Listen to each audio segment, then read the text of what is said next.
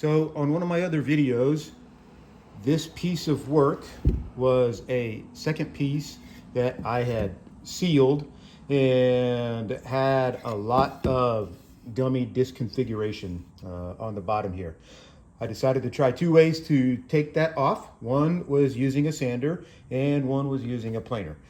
Both of them worked well. I really liked it. I'm not a big fan of my sanding because every time I sand, I have a good chance of introducing some sort of imperfection.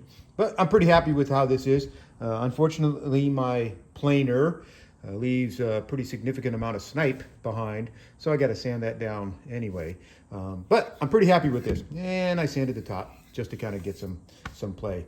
Now, what I hope I didn't do is by this bottom not being sealed, I hope I didn't provide an opportunity for air to come into my epoxy mixture. I don't think I did because my inside is still sealed, and I think that's where I need to make sure that I've got a good bond with the epoxy, as well as sealing off from the wood.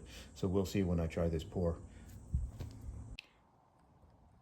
Built the form for project number 2 yesterday. Started to get into the leveling, and darn it if it isn't still just a little bit sticky, even 24 hours after. So I really get frustrated by having to wait, but the right thing to do is to wait, give it another 24 hours. Having this practice piece in here, I made my form bigger on purpose, but then realized I probably didn't need to. I wanted to create some space so that when you have this caulking along the corners, then my practice piece can fit in just perfectly. But if I do have any leakage of epoxy, it's going to fill up a good amount of space and take away from what I'm trying to do in the middle. Ideally, I won't have this problem because this is going to be nice and tight around here when I put the clamps on it. But that's something I'll take a look at in the future. Probably get that form a little bit tighter. Ideally, the form is completely unnecessary in this case.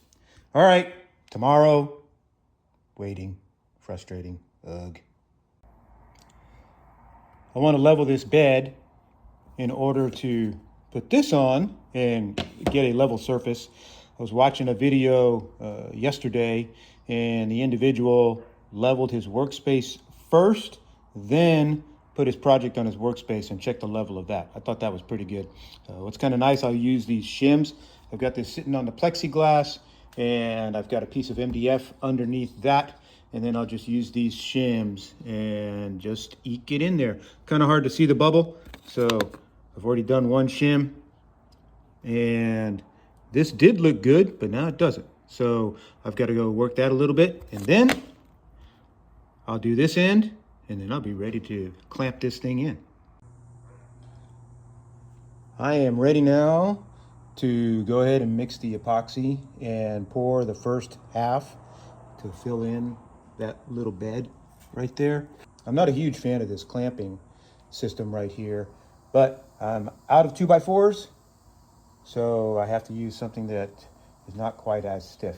When I do my real project, I will either use 2x4s, may even go get some angle iron, which can help me out a lot, I think. I used Stone Coat's Quick Cast to make this. Dang, it set up quick. I came back just after about 10 minutes to try to swirl that color, and there was no way. You can see like a little divot in there. That was just me just tapping it with the popsicle stick. So I didn't get my chance to try to play with the design. I'm pretty convinced that for a job like this, the quick coat is too quick. But I don't want to use the thick pour because that just takes too long to set up, and I want to get to that second phase. I think I'll try, when I do this next, I think I will try Stone Coat's Art Epoxy. I think it's kind of in between on curing times and is meant for smaller jobs.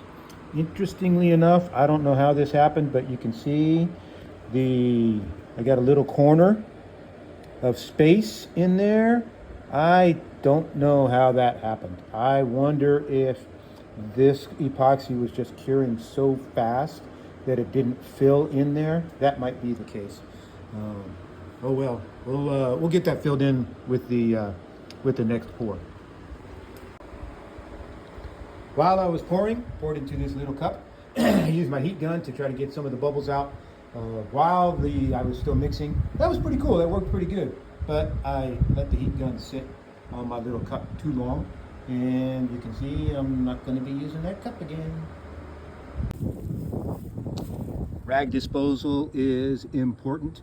These rags, as that epoxy is heating up, can actually combust. So you definitely don't want that inside a house or someplace where a fire could spread. Stick them in a metal can, pail, bucket, let them sit outside for a day or two so that if they do combust, they're not going to cause any damage. Yeah, and I'm going to move this away from the house. Not going to have that near the house when I don't have eyes on it.